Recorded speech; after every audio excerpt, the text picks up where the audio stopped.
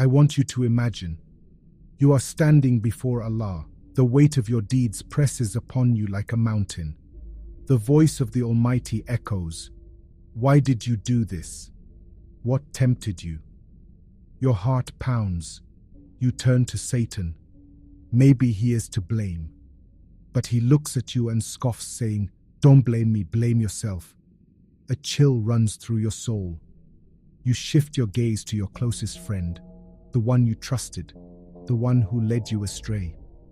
You want to say, "It was them. They influenced me." But before you can speak, you hear their trembling voice whispering, "Ya waylta, laytani lam attakhidh fulanan khalilan." Woe to me.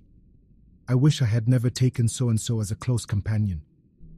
Regret suffocates you. You turn to your parents. Surely they will save you.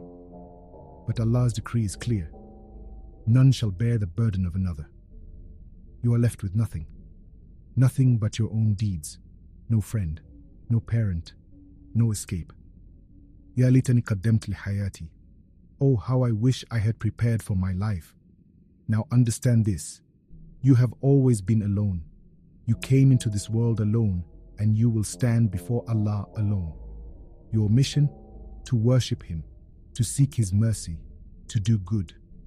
But we live in times of distraction, where temptations pull us away, where sins are beautified, and where the dunya blinds us from our true purpose. So how do you remain steadfast? 1. Pray, even when your soul resists. 2. Recite the Qur'an, even when your heart feels heavy. 3.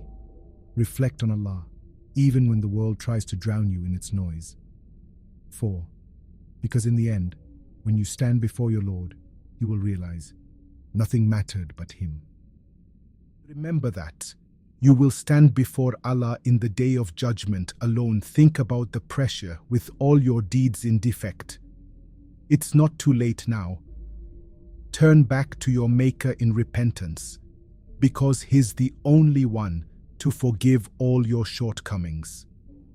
Go back to Him now. May Allah forgive all our shortcomings and admits us to His highest Jannah. If this helped you, then share this message to other people that needs this message. And type Ameen in the comment section.